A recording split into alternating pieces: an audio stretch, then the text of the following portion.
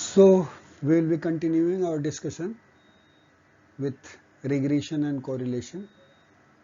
आगे चलते हैं, राइट? हमने total variation is equal to explained variation plus unexplained variations को हम लोग डिस्कस कर चुके थे. अब हम लोग स्टार्ट करेंगे यहां से कोएफिशिएंट ऑफ डिटर्मिनेशन से. देखो, जब हम लोग लीनियर कोरिलेशन कोएफिशिएंट जो था उसका यूज जो है हमने कल लेक्चर में देखा था. क्या कि to find out the proportion of total variance of y, right, that can be explained by the linear coefficient. हम लोगों ने देखा था कि जहां पे आर स्क्वायर की बात करी थी हम लोगों ने, correct. The R can be used to find the proportion of total variations in y that can be explained by linear correlation.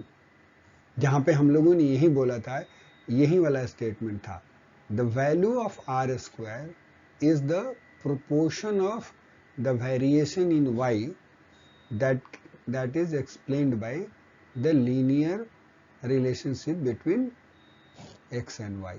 जहां पे हम लोग r को स्क्वायर कर दिए थे और बोले थे कि r स्क्वायर करके 89 पॉइंट समथिंग आया था. 7% ऑफ द डेटा जो है उसका वेरिएशंस जो है वो x y के बीच में क्या कोरिलेशन है उससे हम लोग एक्सप्लेन कर सकते हैं.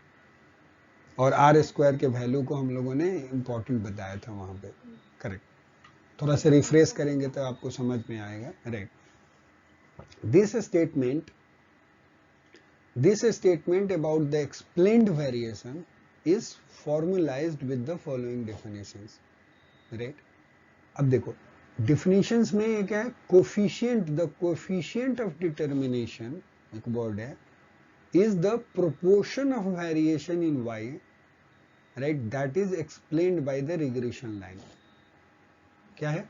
The coefficient of variation क्या है? Coefficient of variation is the proportion of the variation in y that is explained by the regression line. देखो ये वाला part explained by the regression line, ये variations की बात बोल रहे हैं. that is explained by the explained variations की बात बोल रहे हैं. तो r square will be equal to explained variations divided by total variations. तो आर स्क्वायर क्या है? R square is a ratio of explained variation divided by total variation. ठीक है, will be called the coefficient of determination. ठीक है जी, आगे चलें.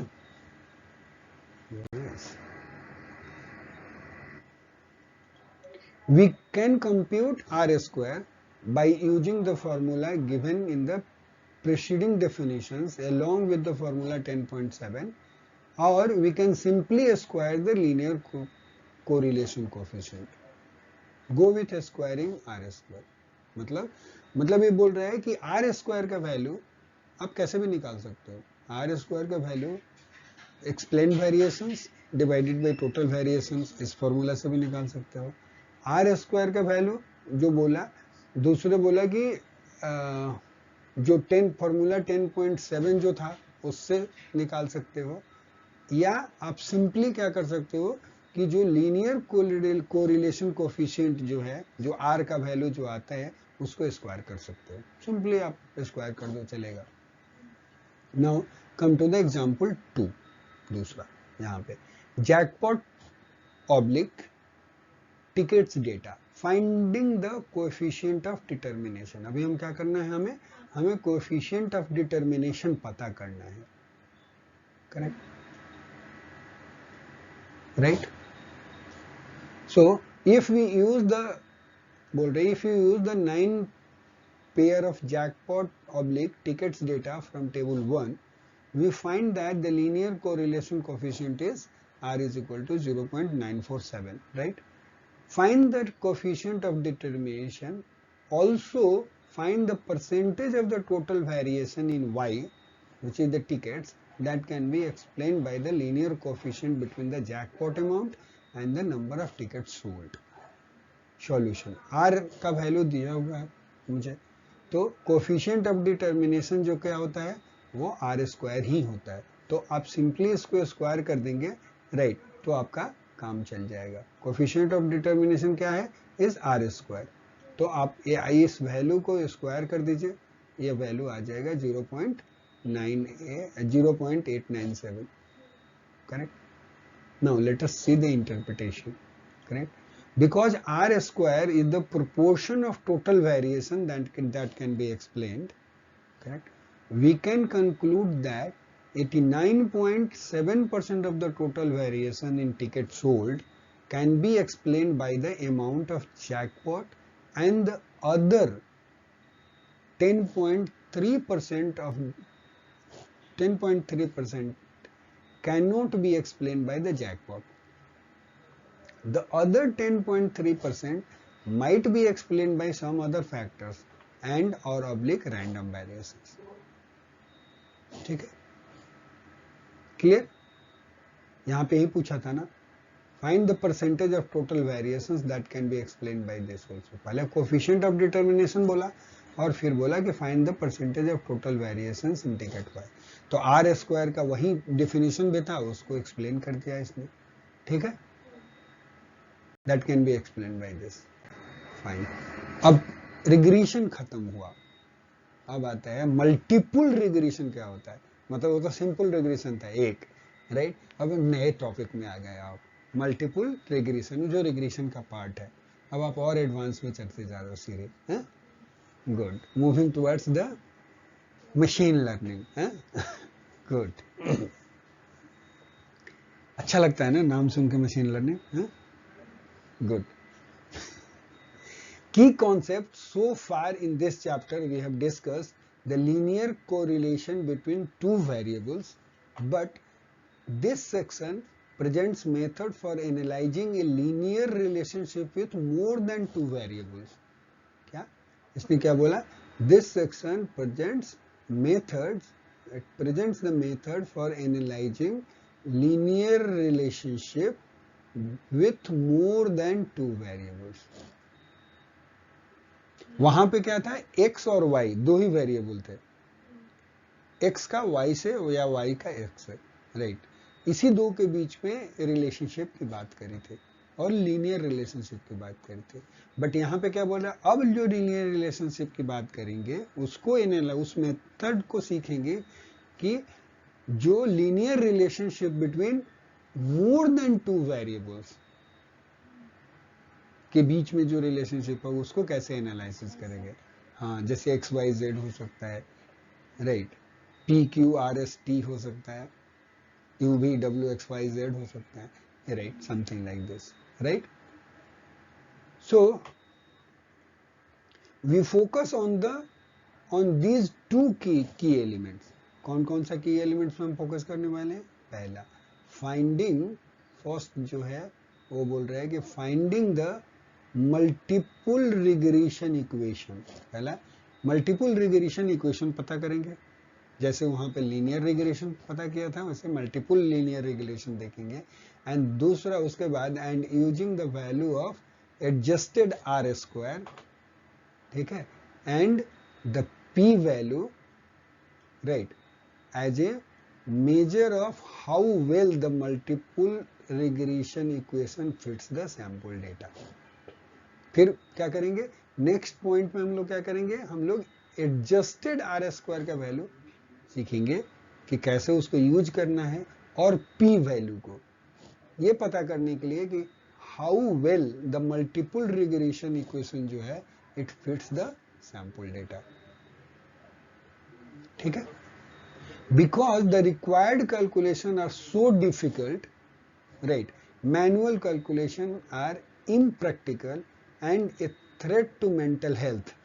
So this section emphasizes the use and interpretation of result from technology. So इसमें हम लोग मैनुअल कैलकुलेशन की बात नहीं करेंगे, तो लेकिन देखो use and interpretation of the result from the technology, अब ये इंपॉर्टेंट हो गया आपके लिए।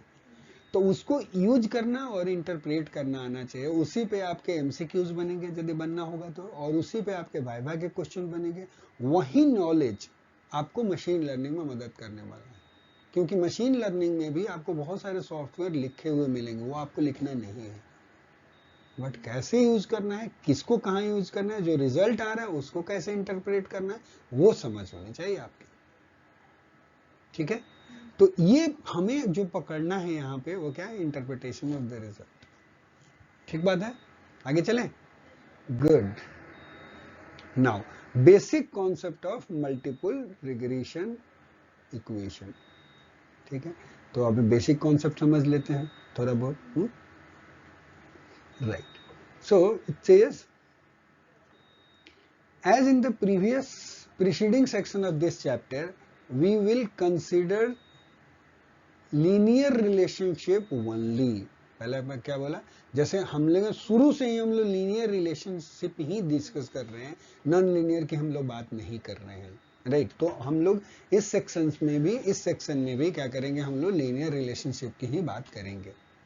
The following multiple regression equation describes linear relation involving more than two variable। ठीक है, तो क्या ये बताने वाले हैं, multiple regression equation describing linear relationship involving more than two variables. Definitions देख लेते हैं। राइट, सो डेफिनेशन क्या बोलते हैं, multiple regression equation expresses a linear relationship between response variable y and two or more predictor variable या independent variable। ठीक है, predictor variable को independent variable भी बोलते हैं, x1 x2 dash dash xn। The general form of multiple regression equation obtained from sample data is this। तो ये आपका क्या है, the general form of multiple regression equation है। ये क्या है, जरा इसको पढ़ते हैं ताकि थोड़ा सा दिमाग में बैठ जाए। Right, Y hat is equal to b0 slope plus b1 x1 plus b2 x2 b1 x1 plus b2 x2 plus dash dash plus b3 x3 और bn xn। ठीक है, the following key element box includes the key component of this section. अभी आने वाला है।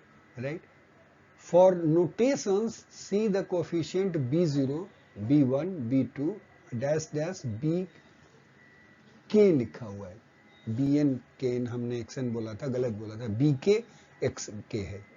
Right, so are sample statistics है ये। Right, correct, क्या है ये जो है, जो कोफिशिएंट जो दिख रहे हैं आपको अप टू bk, ये क्या है, सैंपल स्टैटिस्टिक्स हैं। Statistics use to estimate the corresponding population parameter, वैसे ही जैसे वहां पे था बीटा। राइट, उसी का corresponding पैरामीटर जो है, इसको इस स्टैटिस्टिक्स से हम लोग क्या एस्टिमेट करने वाले हैं, population parameter. Right, right, use to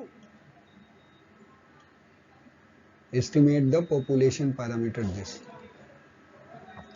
Also note that multiple regression equation is a natural extension of the format y hat is equal to b0 plus b1 x1 used in section 10.2 for the regression equation with a single independent variable x1।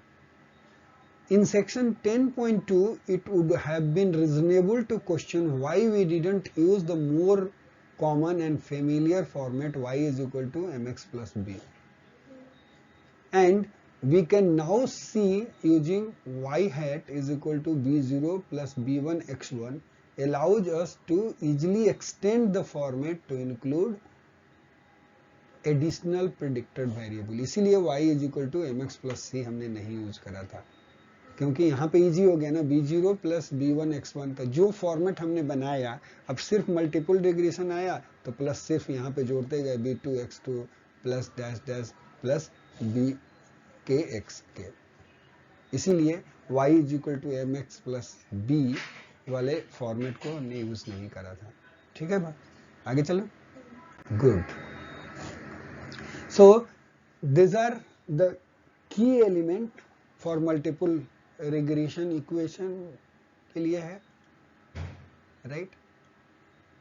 अभी यहाँ पे main हमारा मोटो क्या है, M है कि find the multiple regression equation. Objective, use sample matched data from 3 or more variables, right, to find multiple regression equation that is useful for predicting values of the response variable y. Notations, y hat is equal to b0 plus b1 x1 plus b2 x2 plus dash dash bk xk, multiple regression equation found from sample mean, sample data से, right. और y is equal to beta 0 plus beta 1 x1 plus beta 2 x2 plus dash dash beta के x के, multiple regression equation for the population of the data, उसके लिए पता है।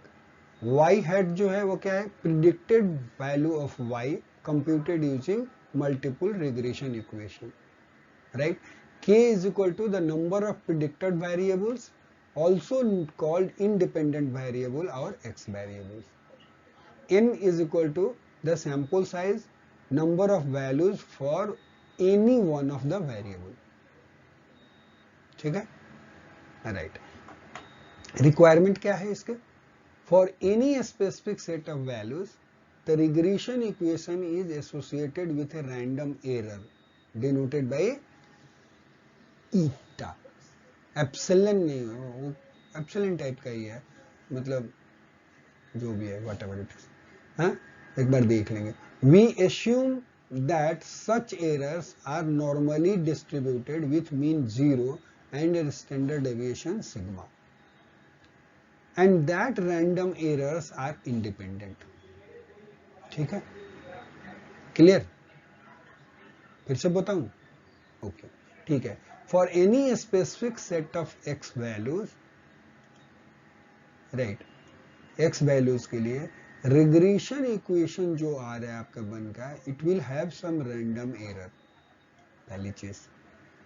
उसमें assumptions क्या है, we assume that such errors, जो error आएगा, error is normally distributed with mean 0 and standard deviation sigma, and that random errors are independent, मतलब वो डेटा पे डिपेंडेंट नहीं है, कि ऐसा नहीं कि ये ज्यादा वैल्यू है तो यहाँ पे ज्यादा एरर रहेगा, जो कम है तो कम आएगा, वो पॉइसन में आता है, नॉर्मल डिस्ट्रीब्यूशंस में नहीं आएगा।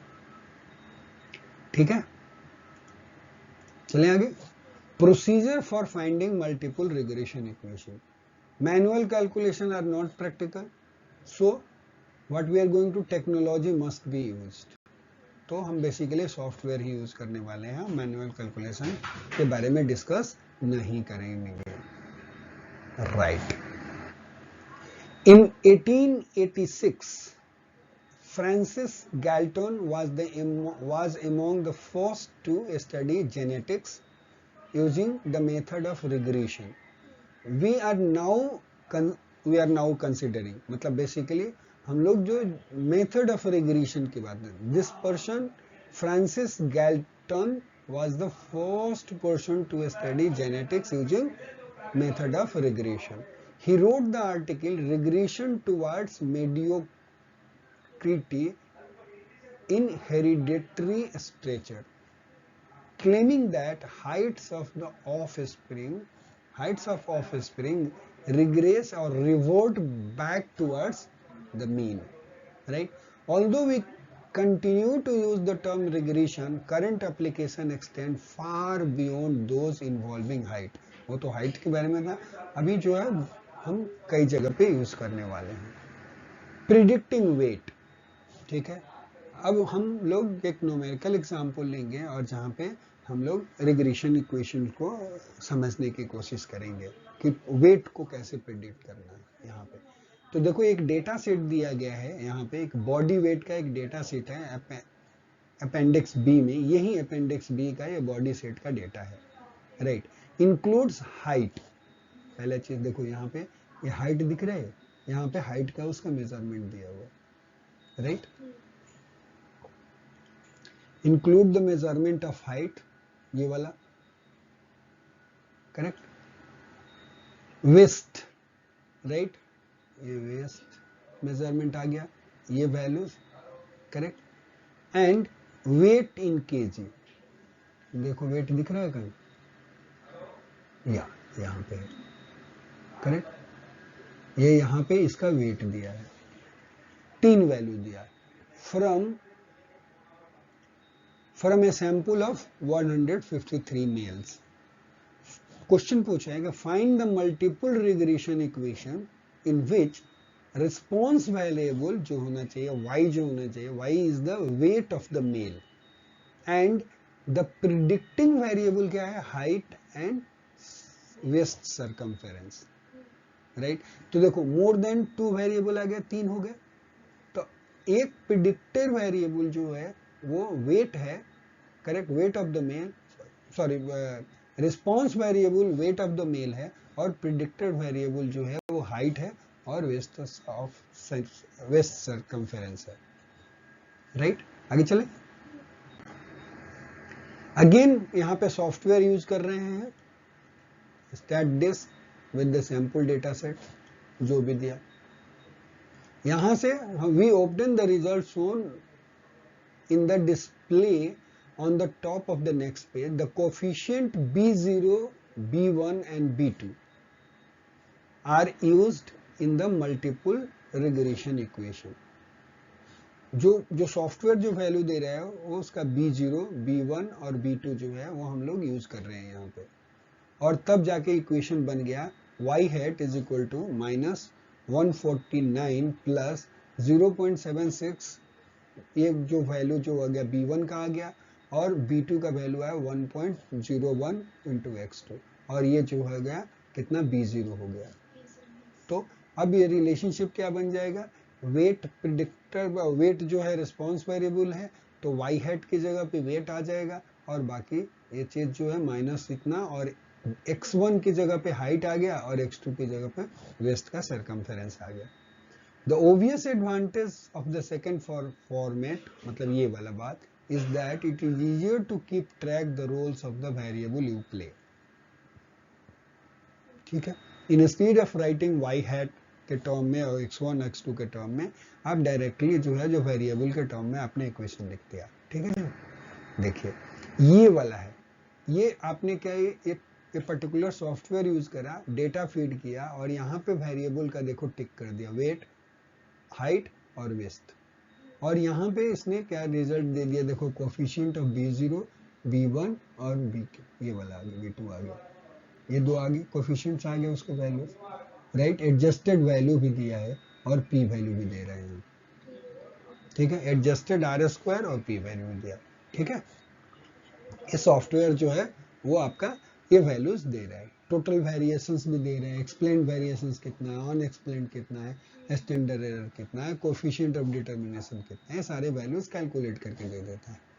If A multiple regression equation fits the sample data well, it can be used for prediction.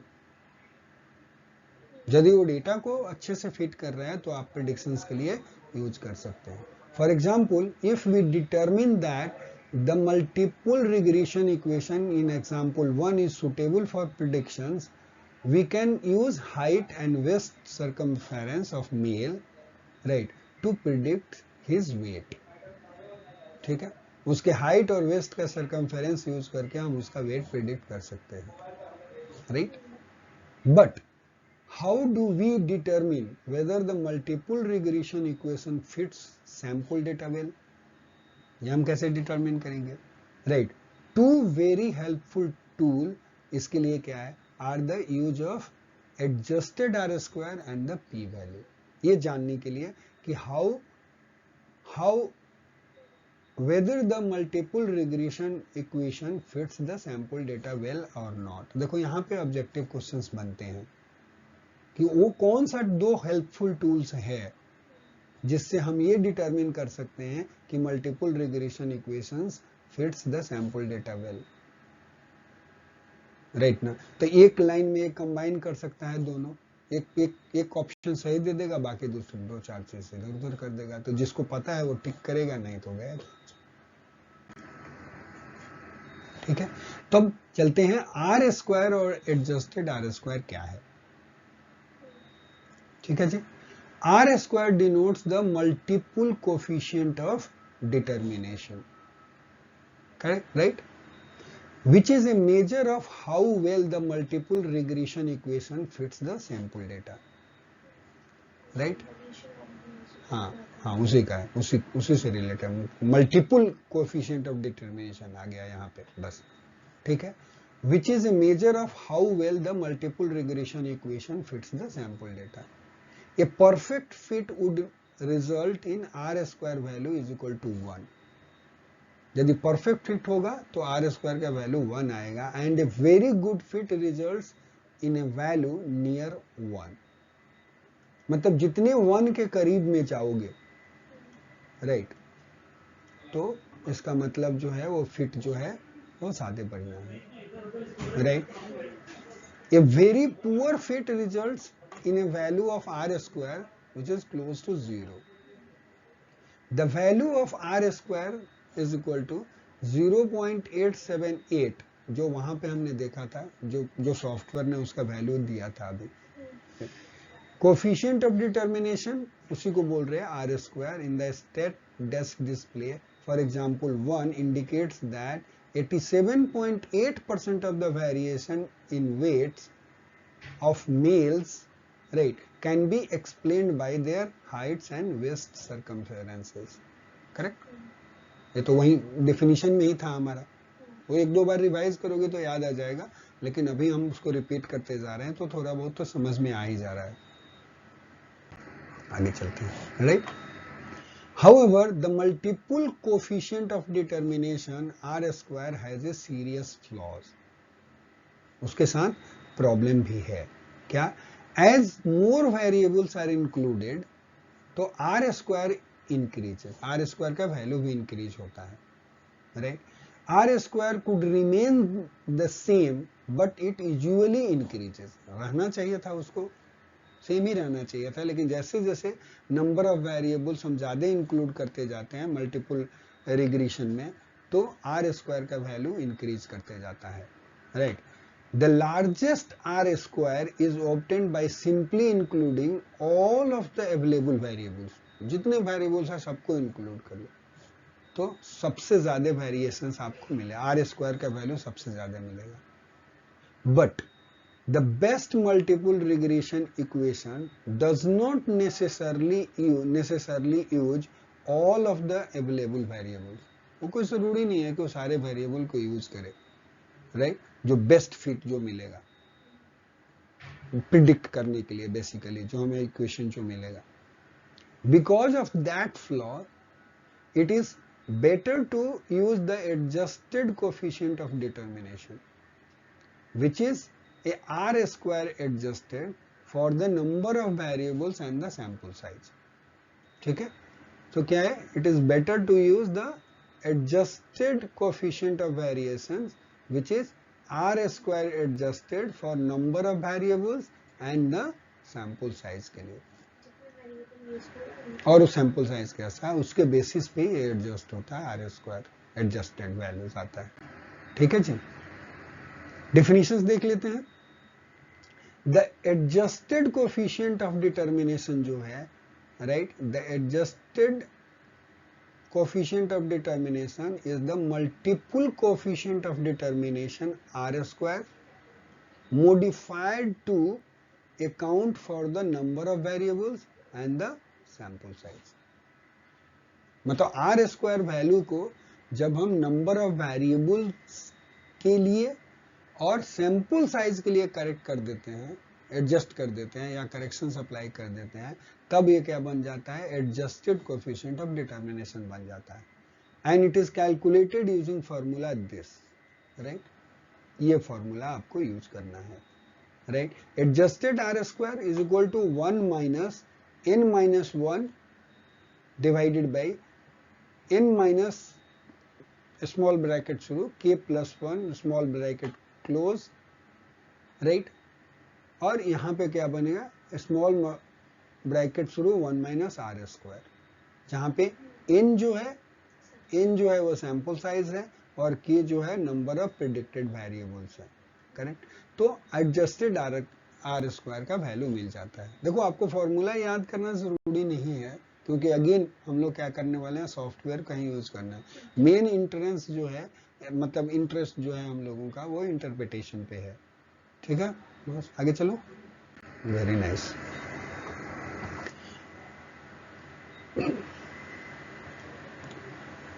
The preceding stat this displays so that the adjusted coefficient of determination, right, उसका value जो है adjusted coefficient of determination जो है उसका value 0.877 है, right।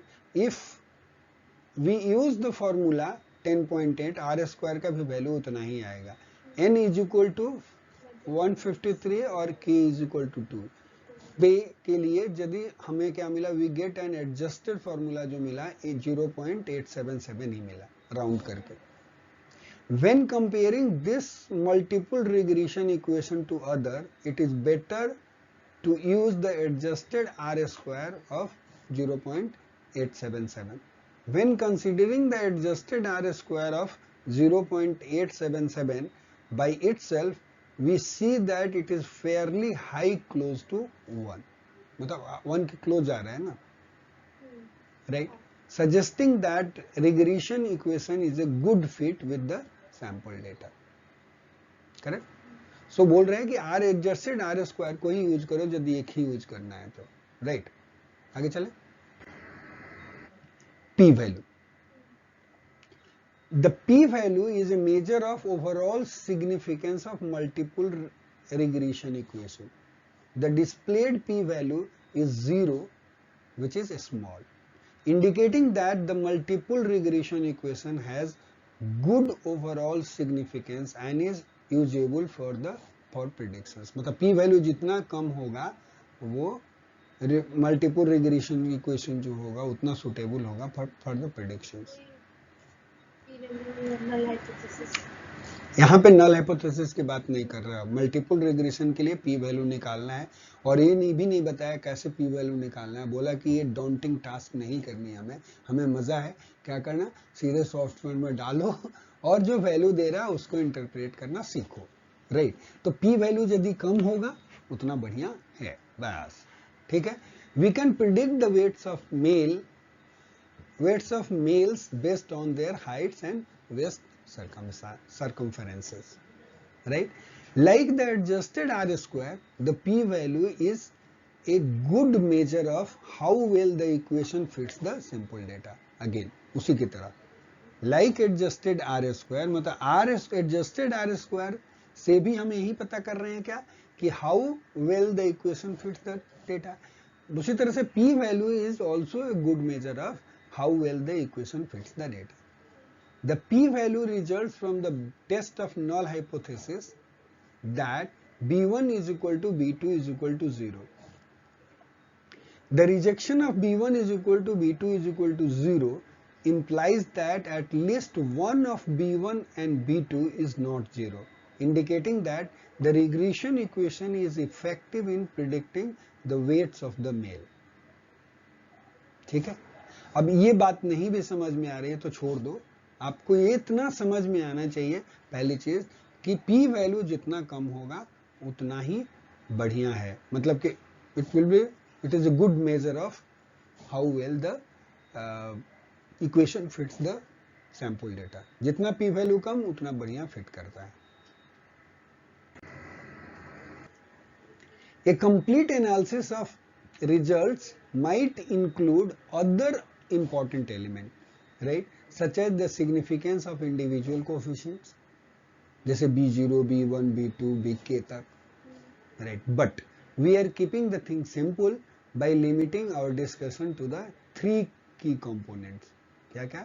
Multiple regression equation, adjusted R square and the p value. मतलब 3 ही पे इस बुक में खेला है और 3 ये इंपॉर्टेंट चीज है जो हमें आना चाहिए. ठीक है क्या? Multiple regression equation, adjusted R square और पी वैल्यू. तो आपको एग्जाम में भी यदि कोई पूछेगा, वाइवा में भी पूछेगा, पेपर भी लिखोगे, ये चीज रिपोर्ट करना भूलना नहीं है और इसका मतलब समझ में आ जाना चाहिए ताकि हम जब भी पेपर में लिखे तो टक टक इसका मतलब ये होता है, हमें क्लियरिटी हो कि पेपर में ऐसे लिखा जाता है. So I am just preparing you to be a good writer also. याद रखिएगा. वो अलग बात है, छोड़ के तो भागना ही है. बट एनीवे वो मेरा काम है प्रिपेयर करना. चलो, finding the best multiple regression equation. When trying to find the best multiple regression equation, we should not necessarily include all of the available predictor variables.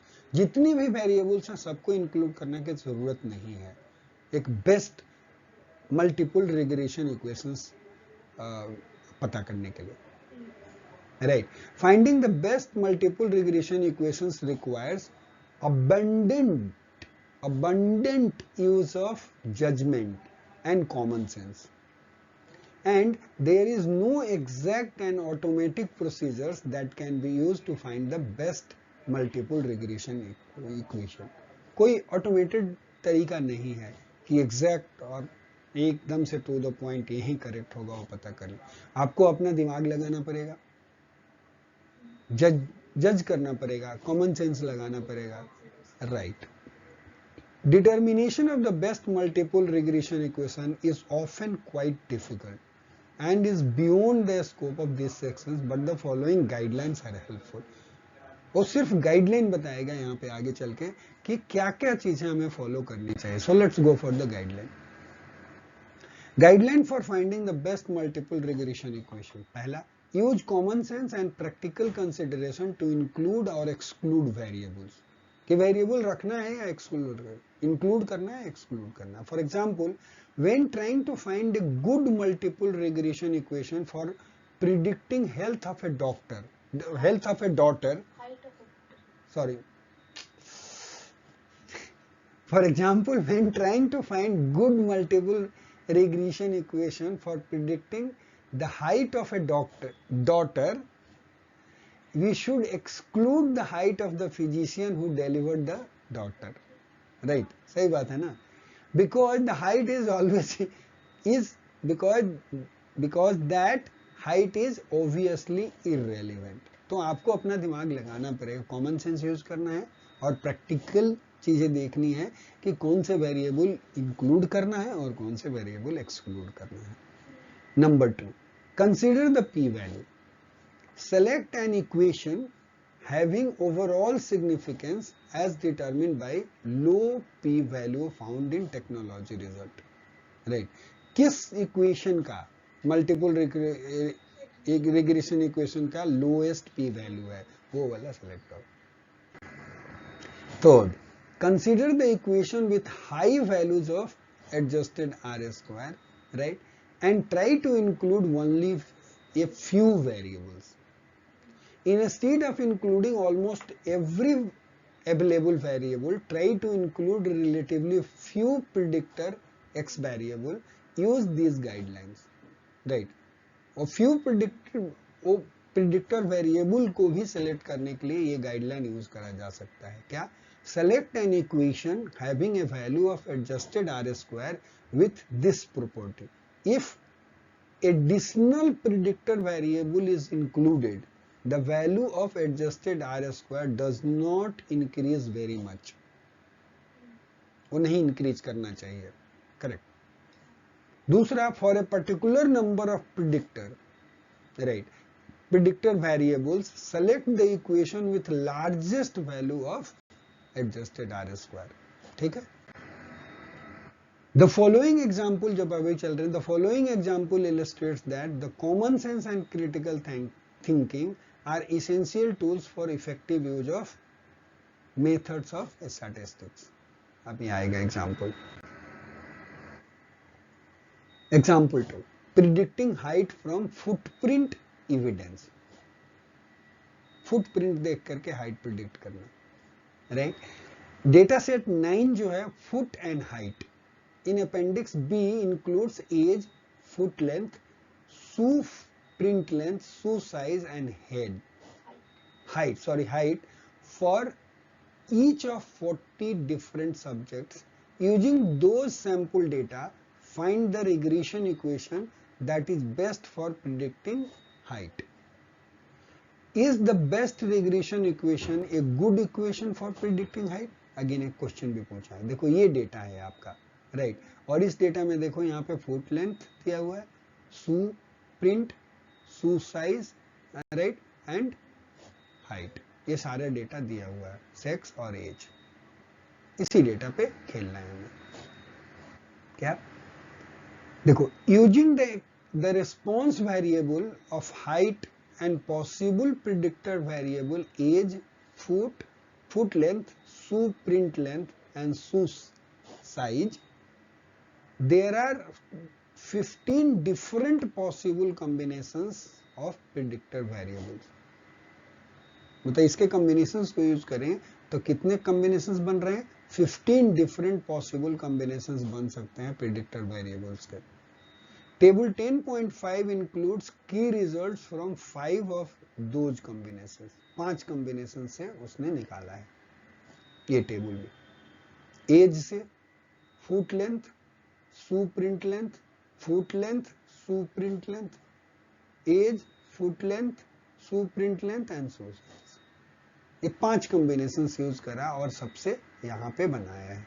देखो यहाँ पे एडजस्टेड आर स्क्वायर का वैल्यू देखो इस column में दिया, P value यहाँ पे दिया. तो हमें क्या बोला कि जिसका सबसे ज्यादा क्या होगा एडजस्टेड आर स्क्वायर और सबसे लो वैल्यू पी वैल्यू होना चाहिए, वो बेस्ट होगा. करेक्ट. तो देखो ये यहाँ पे अब बता रहा है, ये क्यों बोल रहा है कि नॉट बेस्ट, एज क्यों नहीं होगा. Adjusted R square is far less, 0.7 for the foot length, क्योंकि 0.17 है, राइट. आगे को पढ़ लेते हैं. 15 तो यदि blind and thoughtful application of regression method would suggest that the best regression equation uses all 4 of the predicted variables. Blind और थॉटलेस मतलब कोई दिमाग लगाया ही नहीं तो बोलेगा चारों यूज कर लो, because that the combination yields the highest R square value. कितना? 0.7585, ये वाला वैल्यू बोला बिना दिमाग लगाए.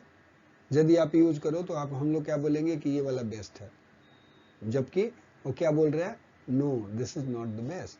क्योंकि सिर्फ एडजस्टेड आर स्क्वायर वैल्यू को हम देखते तो सबसे ज्यादा चाहिए था और पी वैल्यू सबसे कम चाहिए था, तो इस टाइप का कॉम्बिनेशन बेस्ट हो जाता, but this is not the best, right. हाँ आगे बताएगा, राइट. इतना. However the given objective of using evidence to estimate the height of a suspect, right, we use critical thinking as follows, right. अब हमें सोचना पड़ेगा क्या. चलें आगे बढ़े.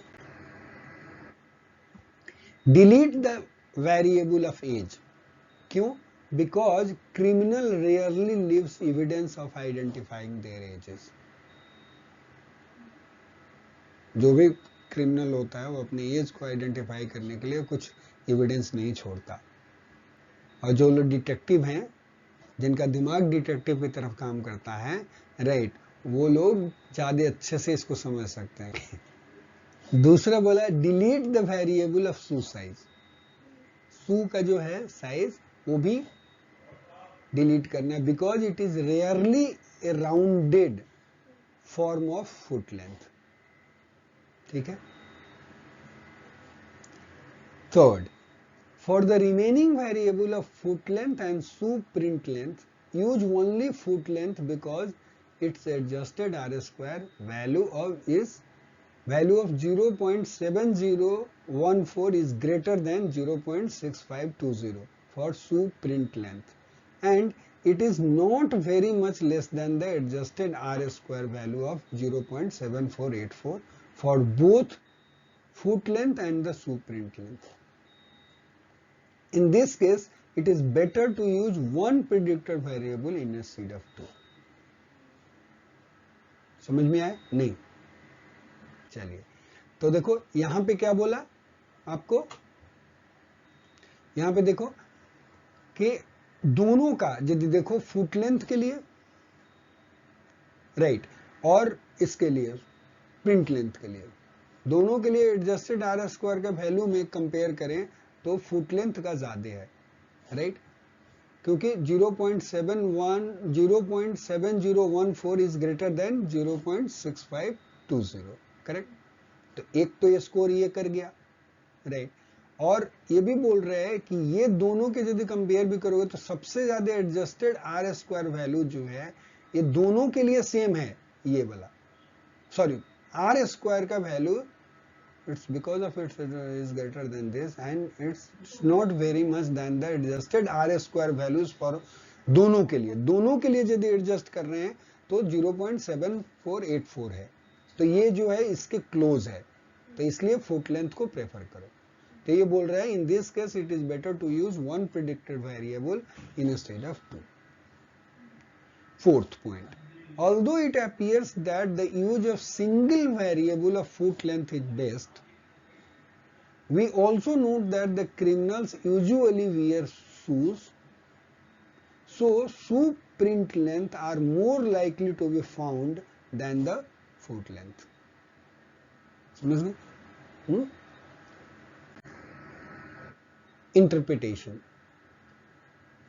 ठीक है, उसी का भी चल रहा है। Blind use of regression method suggests that when estimating the height of a subject, we should use all of the available data by including all of the four predicted variables of age, foot length, shoe print length, and shoe size. But practical considerations suggest that it is best to use the single predictor variable foot length. So the best regression equation appears to be height is equal to 64.1 plus 4.29 into foot length. ये B0 का value, ये B1 का, और सिर्फ foot length को ले लिया right. Linear ही होगा, हाँ एक ही वेरिएबल यूज किया, मल्टीपल रिग्रेशन वहां तो बोला ही ना कि आपको सारे के सारे जरूरत नहीं है यूज करने के लिए मल्टीपल रिग्रेशन इक्वेशन में correct. However given that criminals usually wear shoes, it is best to use the single predictor variable of shoe print length. Foot length नहीं बोल रहा है यूज करने के लिए। So the best practical right, the best, so the best practical regression equation appears to be height is equal to 80.9 plus 3.2 into shoe print length right. The value of the p value of 0.00 suggests that the regression equation yields a good model for estimating the height. Because the results of these examples are based on the sample data from only 40 subjects, estimates of height will not be very accurate. As is usually the case, better results could be obtained by using larger sample. ठीक है, now आता है next topic जो है test of regression coefficient. The preceding guidelines for finding the best multiple regression equation are based on the adjusted R square and the p value, but we could also conduct individual hypothesis tests based on the values of regression coefficient. Consider the regression coefficient of B1. A test of null hypothesis B1 is equal to 0 can tell us whether the corresponding predictor variable should be included in the regression equation. Rejection of b1 is equal to 0 suggests that b1 has a non-zero value and is therefore helpful for predicting the value of response variable. ठीक है,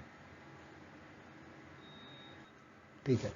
एक तरीका था कि best multiple regression equation आपको पता करना है, तो उस समय पे एडजस्टेड आर स्क्वायर का वैल्यू ज्यादा होना चाहिए और पी वैल्यू कम होना चाहिए. एक क्राइटेरिया तो गाइडलाइन में वो था, और बाकी जो गाइडलाइन हमने डिस्कस किया वो तो फॉलो करना है, कॉमन सेंस अप्लाई करना है, सारे वेरिएबल्स को लेना जरूरी नहीं है, राइट. और प्रैक्टिकली किसको इल्यूमिनेट करना है, किसको रखना है, वो सारी चीज तो आपको लगानी है. एक तो तरीका ये हुआ. दूसरा तरीका बोला कि जो कोफिशिएंट जो मिलता है उसका, जैसे मान लो कि कोई प्रिडिक्टेड वेरिएबल बनेगा y is equal to b0 plus b1 x1 plus b2 x2 and so on. तो अब जो कोफिशिएंट जो बना, जैसे मान लो b1 बना, तो ये b1 कोफिशिएंट पे हम हाइपोथेसिस टेस्ट से लगा सकते हैं और नल हाइपोथेसिस बनाएंगे कि b1 का वैल्यू यदि 0 है होगा तो क्या होने वाला है. वही बोला, a test of null hypothesis b1 is equal to 0 can tell us whether the corresponding predicted variable should be included in regression equation or not. Correct, ये इसको इंक्लूड करना है कि नहीं करना है. तो यदि मान लो कि नल हाइपोथेसिस रिजेक्ट हो जाता है, rejection of b1 is equal to 0, तो इसका मतलब क्या है कि b1 has a non zero value, right, and is therefore helpful for predicting the value of response variable. मतलब उसको आपको एक्सक्लूड नहीं करना है, आप b1 needs to be included.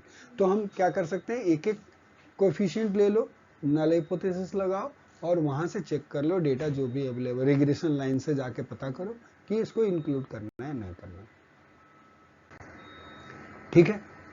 When we discuss the regression in 10.2 we listed 4 points to consider when using regression equation to make the predictions, right. These same points should be considered when using the multiple regression equations also. मतलब वही point करना है, तो आप वहां से जाकर के जब दोबारा लेक्चर सुनोगे तो आपको समझ में आ जाएगा, एंड इसलिए हम यहाँ पे दोबारा रिपीट नहीं करने वाले हैं. ठीक है, आगे चले. नाउ अब आया दूसरा, आता है dummy variable and logistic regression. एक आता है, ये अब दूसरा चैप्टर शुरू हो गया, अगेन एडवांस, अब आप आ गए, राइट. लॉजिस्टिक रिग्रेशन नाम सुना होगा आपने, right. okay, so far in this chapter all variables have represented continuous data, right, but many situations involves a variable with only two possible qualitative values such as male, female, dead, alive, cured, not cured, right. To obtain regression equation that include such variables, we must somehow assign numbers to these to the two different categories. A common procedure is to represent the two possible values by 0 and 1, where 0 represents failure and 1 represents success. For disease outcome, 1 is often used to represent the event of the disease or death, and 0 is used to represent the non-event. ठीक है, यहाँ तो कुछ समझने की जरूरत नहीं है. नेक्स्ट चलूं आगे. मतलब बेसिकली इसमें यही बोला कि दो वेरिएबल 0 और 1 यदि है तो वहां पे रिग्रेशन कैसे करना है, करेक्ट. उस केस में यदि आपका रिस्पॉन्स वेरिएबल ऐसा आने वाला है तो, राइट. तो डमी वेरिएबल क्या होता है? Dummy variable is a variable having only the values of 0 and 1 that are used to represent the two different categories of qualitative variable. A dummy variable is also called a dichotomous variable. The word dummy is used because the variable does not actually have any quantitative value. Dummy इसीलिए है क्योंकि dead alive था, वो actually 0 1 नहीं था, हमने 0 1 उसके लिए एक डमी दिया एनालिसिस करने के लिए, correct. but we use it as a substitute to represent the different categories of qualitative variable. ठीक है, very nice. Dummy variable as a predictive variable. Procedure of regression analysis differed dramatically depending on whether the dummy variable is a predicted variable. Right, ये गलत, ये bracket में x होना चाहिए, यहाँ तो थोड़ा सा एरर है पावर पॉइंट में, ये 1 नहीं है, ये ऐसा है, ठीक है, x वेरिएबल और द रिस्पॉन्स वेरिएबल y के बीच में. If we include a dummy variable as another predictor variable, we can use the same method part 1 in this section as illustrated in example 3. Correct. यदि उसको x की तरह मानेंगे तो dummy variable को, तो जैसे पहले एनालिसिस सीख चुके वैसा करेंगे, नहीं तो डमी वेरिएबल को यदि रिस्पॉन्स वेरिएबल के बारे में की तरह यदि ट्रीट करने वाले हैं हम लोग, तो फिर ठीक है, वही बोला कि either as a predictor variable और रिस्पॉन्स वेरिएबल की तरह यूज करेंगे, कर सकते हैं. तो कैसे एनालिसिस होगा, राइट, उसकी बात कर रहा है. तो बोल रहा है यदि आपने डमी वेरिएबल प्रिडिक्टर वेरिएबल की तरह यूज किया है तो आपको एनालिसिस जो है, जो हम लोग पहले ऑलरेडी सीख चुके हैं, right, the same method part 1 in this section as illustrated in example 3 देखते हैं. ये बनाया, ठीक है, राइट, ऐसे करना है. तो बोल रहे हैं using dummy variable as a predictor variable, right. तो यहाँ पे देखो table 10.6 is adapted from the data sets family height scale in appendix B, and it is a more convenient format for this example. Use dummy variable of sex coded as 0 is equal to female and 1 is equal to male. Given that father is 69 inch tall and a mother is 63 inch tall, find the multiple regression equation and use it to predict the height of a daughter and be a son. Right? ये है, ये आपका question है इसका. तो यहाँ पे देखो हाइट ऑफ फादर दिया, हाइट ऑफ मदर दिया, हाइट ऑफ चाइल्ड दिया, और एज जो सेक्स जो है उसको मेल और फीमेल को 0-1 से रिप्रेजेंट कर दिया. ठीक है, तो इसको कैसे करेंगे, तो बोल रहा है solution, right. Using the methods of multiple regression part 1 of this section, the computer software हमें यूज करना है, और कंप्यूटर सॉफ्टवेयर यूज करके height of the child is equal to क्या मिल गया हमें, 36.5 minus 0.0336 height of the father plus 0.461 height of the mother plus 6.14 उसका सेक्स आ गया into sex, where the value of dummy variable of sex is either 0 or either 0 for daughter or 1 for son. A. To find the predicted height of a daughter, we substitute 0 for the sex variable, and we also substitute 69 inch for father's height and 63 inch for mother height. The result is a predicted height of 63.2 inch for a daughter. B. ठीक है यहाँ तक. To find the predicted height of son, क्या करना पड़ेगा, we substitute 1 for sex variable and also substitute 69 inch for father के height and 63 inch for mother's height. The result is a predicted height of 69.3 inch for a son. ठीक है. The coefficient of 6.14 in the regression equation shows that when the given height of a father and the height of a mother, a son will have a predicted height that is 6.14 inch, more than the height of the daughter. ठीक है. Now ये last slide है. यहाँ पे जो भी हमारे पास बना हुआ है, अब आगे का जो बचा हुआ है वो नेक्स्ट लेक्चर में रिकॉर्ड करेंगे. Logistic regression in example 3, we could use the same method of part 1 of this section because the dummy variable of sex is a predicted variable. However, if the dummy variable is a response variable, we cannot use the methods in part 1 of this section, and we should use a different method known as logistic regression. ठीक है. This section does not include the detailed procedure for using logistic regression, but many books are devoted to the topic. Example 4 briefly illustrates the logistic regression. अब हम लोग next जो lecture लेंगे, right, वो वहाँ पे हम लोग लॉजिस्टिक रिग्रेशन का एक एग्जाम्पल देखेंगे, and then this chapter will and.